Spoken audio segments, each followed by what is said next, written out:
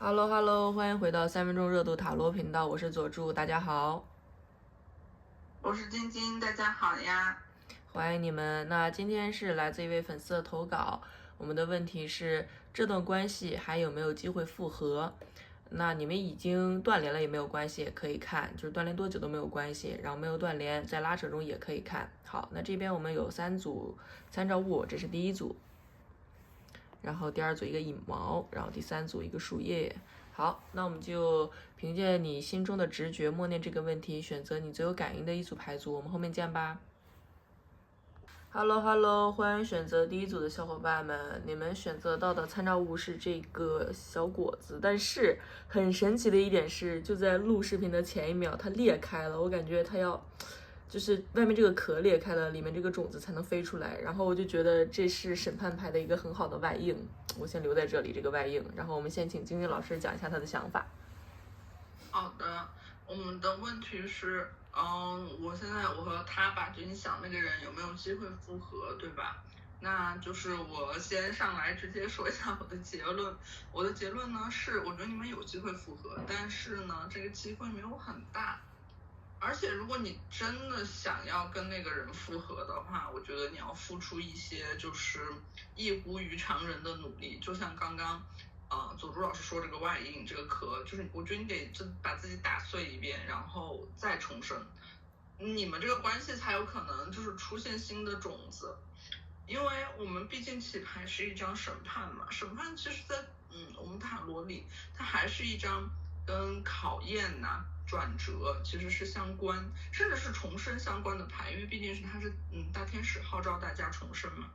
那你们的关系之前是我看到这张牌会觉得那你们关系之前是死掉了，那现在有机会重生。但是呢，我又看到了后面2张牌，因为我们其实并不是用的就是时间流的抽牌方法，而是无牌阵，所以我们并不会说一个先谁后，但是呢，它只是一个就是这3张牌一起去看。那我就会觉得，如果你想要你们的关系真的重生的话，你就得做到后面这2张。后面这2张其实在我眼中看来还挺难受的。就是如果我们现在把结果定为好，你们的关系会重生，那你需要做什么呢？首先，你的确是需要委屈自己。我觉得力量牌这张力量逆位，我脑内只有委屈自己，就是你本来你可以看到，你本来可能是这张牌里面的那个女神，你可以去掌控，可以去控制，可以去把主动权握在自己的手上。但是由于你现在是陷入在一个权杖5逆位的境地里，就是一个不公平竞争。那说到这张牌，我们又看到审判牌，我觉得那值得一提的是，你可能现在要去想复合的那个人，他身边可能是有新人的，就是他身边是有别人的，所以你这个时候如果你非要去跟那个别人竞争的话，那肯定于你而言这件事儿是不公平的。当然我觉得于谁而言这件事儿都是不公平的。那你处在这样的一个不公平的竞争里，那你要做一个怎样的姿态和准备？那我觉得就是把你自己的姿态放得很低，然后呢委屈自己，然后把这个主动权或者这个关系的掌控权放在你想要复合的那个人的手上。甚至我觉得在做这些事情的过程中，你可能虽然你有很多的情绪，因为我们说力量牌它逆位了，你内心的情绪或者是欲望就是这样放得更大，你会被这个情绪所裹挟。那我觉得，因为我们问的是有没有机会复合嘛，那我觉得这个机会是如何创造出来的，就是你在一遍一遍品尝这个情绪的苦涩，或者是说在你想要复合的那个人面前，就我也不能说伏低做小吧，就是有一个很低的姿态去面对这些事情。然后而且其实我觉得力量和权杖5逆位这个过程不会很短暂，然后你们才能够去达到审判牌这样的一个情况。所以我觉得如果大家真的是想要复合的话，这个过程还是挺艰难的。而且后面2张于我而言，我看着非常失权和失去力量、失去控制的牌，其实我不太建议大家。虽然我知道来看这个问题的人可能是挺想要复合的，但是我看这个牌面，我觉得我没有那么建议大家去做这件事情，因为过程中的确没有那么好受。我觉得这是一个一定要写，我觉得如果从牌面上看出来有一定机会的可能性。那另外一种可能性呢，就是我觉得是能不能复合呢？我觉得可能性可能也是有，但是的确是，我觉得怎么做呢？是另外一种可能，另外一种可能就是你想要复合，那你就先远离这个人。因为权杖五逆位，它有一点在远离斗争中心的感觉，就是你先远离你想要复合的这个人，远离你们的这段关系，然后去让这段时间的情绪也好，就你自己的情绪也好，或者是你的想法也好，先怎么说，先流淌一会儿，先自己度过这段时间情绪。当自己整个人可能处于一个更稳定的状态的时候，我们再重新回来看你跟那个人的关系。而且到那个时候，我觉得你可以找一些跟他一起就是共同去做的事情，或者是重新跟他进入到一个共同，比如说学习或者工作的团体项目里，去找点跟他一起做的事儿。那在这种情况下，我觉得是你们是有机会复合的。这可能是我的2个想法吧。好的，谢谢晶晶的2个想法，然后那我就顺着他的话继续讲。我会先分析一下你想的这个人或者你们这段关系的一个大的背景吧。第一个点是，其实你们之间的生理性的吸引力是很强的。因为这边有2张火元素的牌，然后以及审判，它代表一个冥王的力量，它也是一种很极致的纠缠，所以我会觉得。可能这是一个背景，可是你放不下的一个有执念的一个点，因为这个纠缠的感觉是确实很像互相的吸引力。那第2个背景点是，我会在猜测是说，这组牌的朋友为什么会突然想看复合，是不是因为这边审判牌它其实也有信息传递的感觉嘛？那可能对方给你释放了什么信号，或者是你从什么社交平台之类的收到了什么信息，然后你会觉得说，哎，好像又有机会复合这个样子，这是第2个背景。然后以及第3个背景的话，其实晶晶老师刚刚也有提过嘛，就是这个审判和这个权杖五确实是很多人，可能你身边他身边，或者你们这段关系除了你们俩之外，可能是就是还围绕着一些其他的人物也会被纠缠进来，那这也是其中一个背景。那讲完3个背景之后，然后我再讲说你们这段关系有没有机会复合。我的答案其实和晶晶老师一样的，就是肯定是有机会的，因为这边有一个审判牌开牌嘛。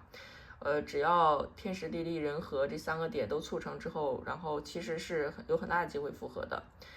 但是呢，到底要不要复合呢？我觉得刚刚晶晶老师讲的很好的一个点是，他讲的第2种可能性，就是我们不要走过去的旧剧本。如果走过去的旧剧本，或者是说你贪恋的是过去你们相处的模式的话，那其实就算复合了，可能也会很辛苦，甚至是说可能又不会走得太长远。如果你真的要复合，你可能要让这段关系进入一个新的模式，或者你们2个人，说的烂俗一点，就是变成更好的人怎样之类的。因为如果你们再以过去的那种姿态去纠缠的话，其实都会很辛苦的。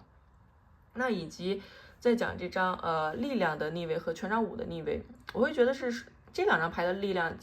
就是能量和这个审判，我觉得其实是有点割裂的。所以我会有个想法，就是看我们这组牌的朋友们啊，其实你们内心也是有点纠结要不要复合的，就可能你们本身也算是相对来讲还算比较清醒的一类人，或者说你们身边有人在跟你讲是说这样的关系就没有必要再复合了，等等等等，你听到很多这个声音，所以你大概会有一个理智向的倾向，就是说确实好像不应该复合。但是就像我前面讲的一个背景一，就是你们之间的吸引力实在太强了，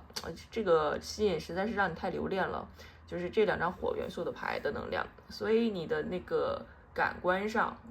肉体感官上会非常还是想要复合的。那如果真的复合了之后，我会觉得就是你会要就像晶晶老师讲的第1种可能，你会要付出很多很多的辛苦的事情。就我觉得力量逆位它除了就是说你自己失权以外，可能你自己有的时候会被自己的欲望给吞噬掉，就是会变得非常之不理智，就是重新复合之后再次进入这段关系，有的时候你自己都不知道自己在做什么这个样子。那个权杖五的逆位它其实也是这个样子的，就是有一种莫名其妙的有争斗感，就是你可能想要和对方 battle， 或者是说你内心就是起了一些无名的火，然后你都找不到理由为什么会这个样子，我只是在讲述你们复合之后的一些可能性。所以整体来讲的话，我觉得确实就像这个外应一样吧，就是你看它这个壳已经碎掉了，种子就在里面，你就看你要不要把这个种子撒出来。那你要把种子撒出来，你就是要把外面那层壳推掉，也就是说要把过去的旧有的模式给打碎掉，然后才有新的可能、新的机会。那如果没有的话，强求也可以，强求回到旧模式也可以，但你整个人就是又陷入到一种相对来讲十分之内耗的一个状态。那一段关系如果让你陷入如此的内耗的话，它真的有必要吗？我打一个问号。当然这个选择权在你，因为你是当事人嘛，你最有资格是说，因为我得到的更多，那我就想要留在关系里，那没有问题的。那对我这边的解读大概就是这样了，就是再次回到我们的问题，就是有机会，但是看你想要哪种模式了。好的，我也没有别的补充了。好的，那我们这组的解读就到这里，希望对第一组的小伙伴们有启发，然后欢迎你们留言分享，然后以及话题投稿。那么下个话题再见啦，拜拜。Hello， 欢迎选择第二组的小伙伴们，你们选到参照物是这个羽毛，把它放到一边，然后我们来看一下牌面，分别是一张死神的正位，一张月亮的逆位，还有一张圣杯9的正位，3张水牌。那我们先请晶晶老师讲一下他的想法吧。好的，欢迎第二组的朋友们。算我的问题是我有没有机会复合，我和他有没有机会复合。但是我看到第二组会觉得，第二组的朋友现在应该也没有那么想要复合吧，就是这个心其实没有很强烈，感觉就是走过路过，吧唧我进来看一眼好了，然后想谁呢？好的，我随便想个前任吧，就是这种感觉。因为我觉得从牌面上来看，你要问我有没有机会复合，我觉得是没有机会的，因为没有任何行动啊，就是为什么我说就是这组的朋友也没有那么想复合，我觉得是分两种情况。第一种情况呢，就是你没有那么想，所以呢，你其实是其实你完完全全走出了上一段关系，而且因为我们3张水牌嘛，那我觉得就是上一段关系里面的那些拉扯、情感纠葛，那些让你心痛，但是咱们有些时候可能就是喜欢虐恋那种虐的，然后极致的那种感觉，然后又觉得我跟他可能是有前世的业力，然后又是双生火焰，当时在情感里非常上头的这些东西，你现在都消散了现在就是一个自己生活过得也还不错，然后自己心情也很满足的这样的一个状态。所以我觉得如果你是这样的一个状态的话，你其实完全没有行动力要去跟他复合的，然后你也看清楚了之前的自己在那段感情里之所以那么投入，其实是因为自己有一些缺陷或者有一些需求的投射到了那个人的身上。因为我觉得月亮牌的逆位这张牌，其实它不仅是说看清楚了之前那段感情里面的一些缺陷或者是一些真相什么的，其实我觉得它更多的是看清楚了你自己，就是你当时可能觉得这个人就是我这辈子的真爱了，但是其实你现在看清楚了，你当时对他的需求，你当时那么的打引号的爱他，其实是你自己有一些欠缺的情感的部分，刚好在这个人身上去投射了，或者你当时的那个状态，你生活的一个状态，刚好就是需要他这么个人，或者你跟他有一种情感关系，但是其实你当时并不是真正的，或者是说一种单纯的，我觉得是对这个人的喜爱，而是有一些别的需求刚好投射在了这个人身上，你看清楚了这件事情，所以你到现在也觉得那我其实我的那个需求过去了，被其他东西填补了，那你其实也不再需要跟他的关系了。我觉得这是第一种情况。第二种情况呢，就是你们这个关系真的就是走到死路了，然后走到死路之后呢，我觉得对方其实可能现在，因为我觉得圣杯9也有可能是对方的一个状态嘛，那对方现在可能也是有一种防备的姿态，就是防御性的姿态，因为你看圣杯9他的双手是交叉在胸前的，他有一点不想拿出自己的杯子，然后呢你其实也知道他是这样的一个状态，无论你们之前的关系结束的时候可能结束的不是特别的好，或者是说特别的平和吧，导致他现在其实也就是比如说跟你相关的事情啊，他都有一些防御性攻击的感觉。当然，我觉得他也不一定真的会攻击你了，但是他是有一个在保护自己的感觉。然后月亮逆位呢，在中间，就是双方可能都看清楚了自己在这段关系里面的缺陷，或者是一些恐惧的情绪，就是那些情绪消散了，情绪迷雾消散了，然后他可能就远远的看着你啊，你也远远的看着他，你们中间是不会有任何的行动去跨过一些河，我们说月亮中有一条河嘛，去跨过这条河，去重新走到一起的。虽然我们死神起牌看着像是那个不破不立，然后就是就是一种重生之象，但是其实我觉得看到后面2张牌，就是一是都是水牌，没有什么行动力；二是跟情绪，然后圣杯9这张就是完全独处的牌出现在这里的话，就是我觉得无论大家从情感上其实可能也不是很想复合，如果你真的很想的话，那对方我觉得现在也是一个非常防御性的姿态，也不是很想跟你复合，就是对方也就算你去有什么样的行动，对方可能也不会有回应，不会有情绪上的回应。所以我觉得这条路就是到这里是暂时，如果还是现在这个状态的话，那他应该就是走到头了。这可能是一些我的想法。好呀，我的想法我有2个可能性吧。我第一个可能性和金老师基本上是一样的，就是我的2个可能性就是99%的不可能，就是没有机会复合，和1%的有一点可能复合。那我先将99%不可能，因为这个思路跟金老师讲差不多，我就顺着他话再大概说一点点。就是首先要肯定一下你想的这段关系，它确实是很极致、很深刻的关系，因为咱们这边3张水牌分别就是出现了天蝎、巨蟹、双鱼，就是3个水象星座的能量，所以就是不管是从情感的极致程度也好，浓度也好，还是那种你得到的那种所谓的呵护什么之类的情感滋养也好，我觉得这段关系里好像都能看到，所以我也能够理解为什么咱们这组牌的朋友会突然想要进来看一眼。但是呢，确实这张棋牌是死神牌嘛，那死神牌就是有一种不管过去有多么的好，这些关系那最后都倒在地上了，就没有办法，就是走到了这里，该结束就该结束。然后以及月亮的逆位，我觉得第一种可能性是说，咱们这组牌的朋友虽然进来看，但其实是相对来讲已经很清醒了，因为月亮已经呈现一个逆位的状态，也就是说，其实你没有在恐惧一些东西，你也没有在迷恋一些东西，你反而很坦然的接受，就是说过去我在这段关系里，我想要的东西到底是什么？那这段关系里不能满足我的是什么？然后以及我抽身出来，虽然我刚开始会很痛苦，但是慢慢的我接受这种痛苦，或者说我甚至接受一个人对一个人的恐惧等等等等。所以我觉得月亮逆位是一种接纳的一个自己情绪的过程。那到最后，咱们这组牌朋友就像这个小地主一样坐在这里，然后整个人就是一个人也可以很好的滋养自己。那这是第一种可能，所以咱们这组牌朋友自己已经可以很好滋养自己了，就不需要复合了。这就是99%的为什么不复合，因为你本身可能也没有很需要这个复合。那剩下的1%呢，送给特别特别有执念的人。如果你是那个特别特别有执念的这种情况，我觉得还是有一点点的机会可以复合的。但是复合的状态呢是这个样子的，因为这边最后确实是有个圣杯9。就是哪怕你们复合了，你们也回不到过去那种所谓的极致的交融的一个状态，就是可能就甚至是有一点，这次的分手是有点隔阂的，你们之间始终隔着一层幕布的这种感觉。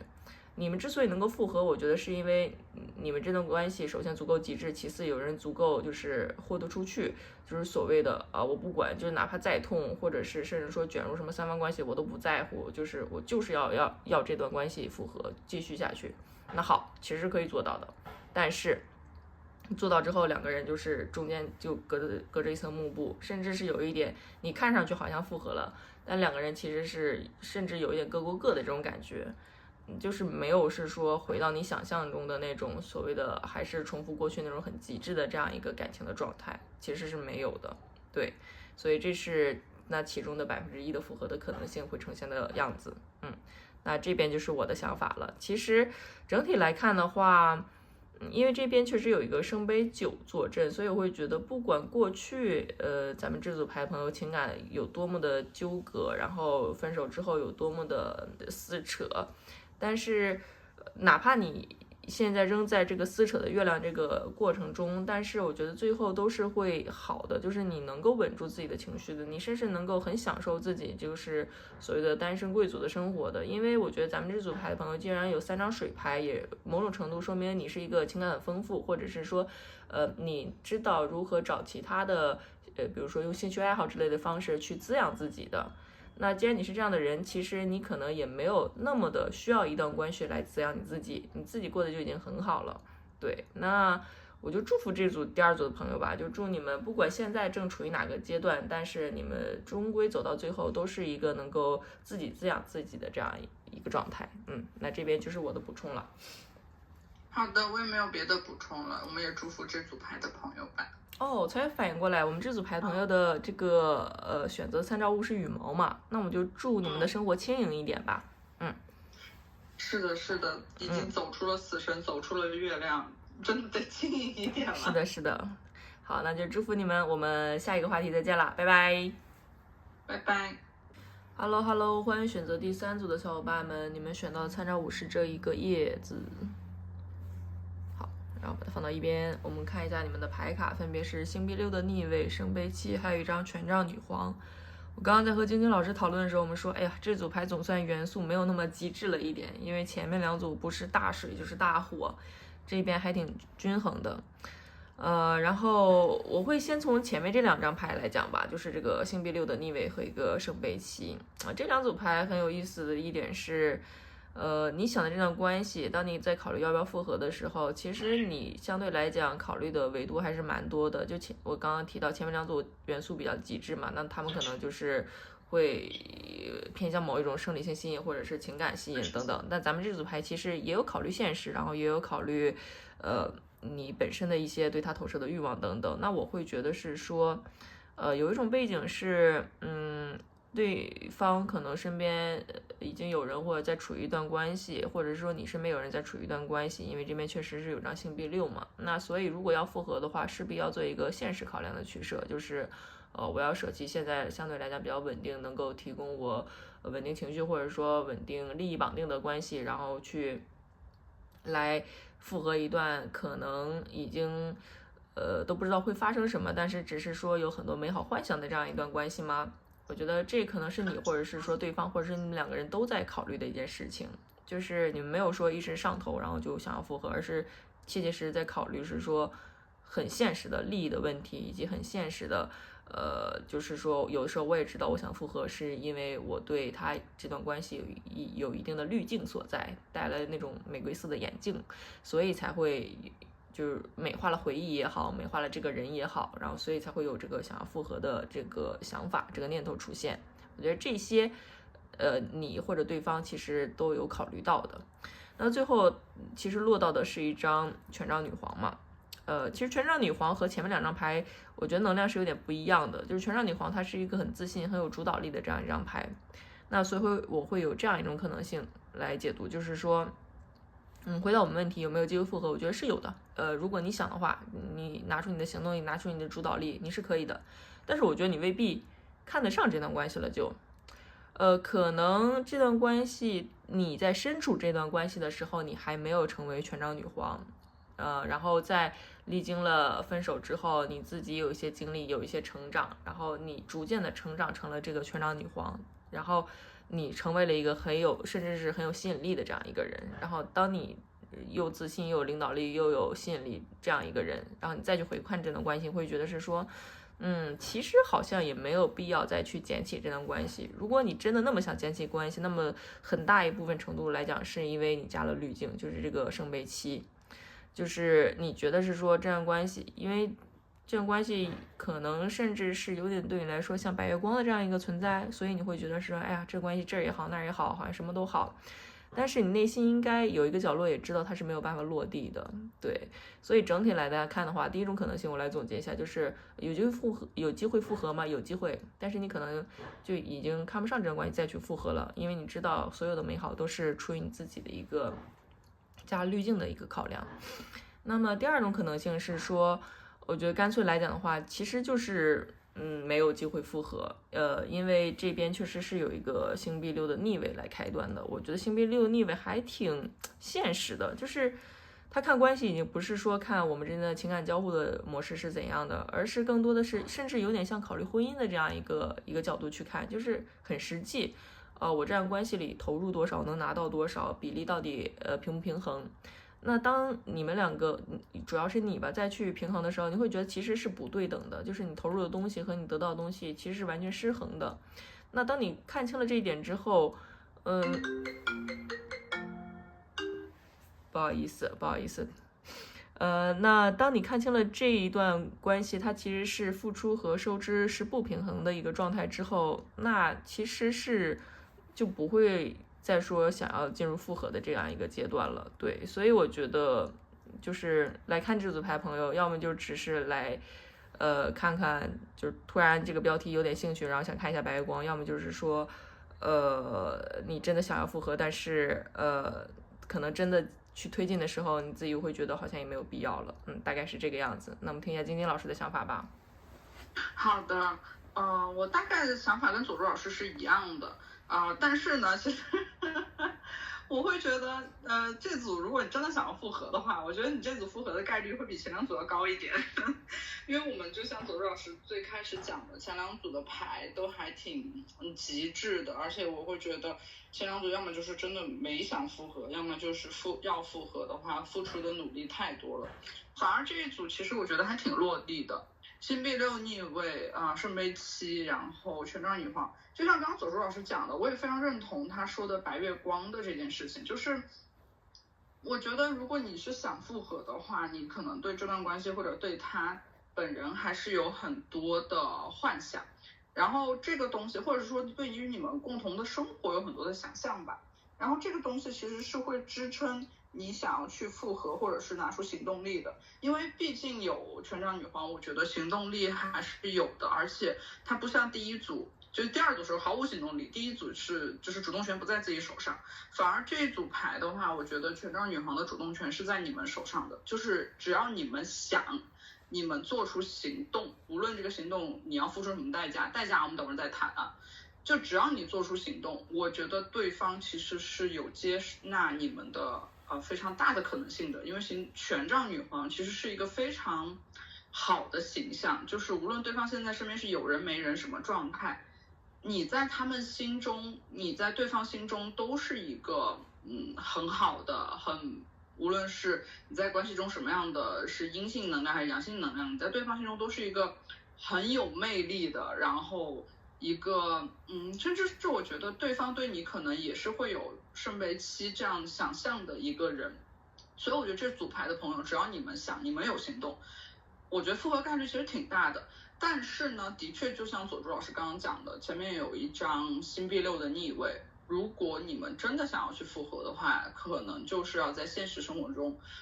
做出一些权衡，然后付出一些实际的代价。这个实际的代价，我觉得是可能有一段时间你们要陷入一些不太平等的关系。即便对方也很喜欢你们，那对方现在身边应该是有一些稳定关系的。那你要去介入这样的稳定关系的话，无论怎样，你肯定是要付出一段觉得自己很委屈、不公平，然后甚至是过度物质付出的这样的一种代价的时光。我觉得这个还是挺简单的，就是如果你真的想把你的期待落到现实生活中的话，可以去做但是就是代价还是实际的代价还是挺明显的，它其实没有那么像第一组，我觉得那个代价更多的是情绪上的，可能接受不了或者承受不了，然后主动权也不在自己手中，只能等待。但是这一组就是你可以去做，但是你要付出一些物质上的代价比如无论是说你是要介入多方关系，还是说你们现在可能异地，需要你去到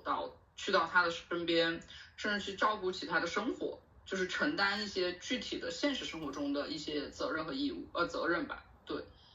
这可能是我的一个想法和补充吧。其实我在看牌面的时候，我又看这张权杖女皇，她的脸是朝向另一边的嘛，就是没有看这两张牌，而且权杖女皇里前面也有一只黑猫嘛，其实这个黑猫给我的感觉也是有一种防御的姿态在的，就是它隔离了画面里的女皇和外面的世界，所以我还是蛮建议咱们这组牌的朋友就是读美去把不用再想过去的事情了。而且我觉得很大程度上你们已经在这样做了，可能你们来看这个话题真的就是有点无聊，就刷到了就进来点了一眼，对。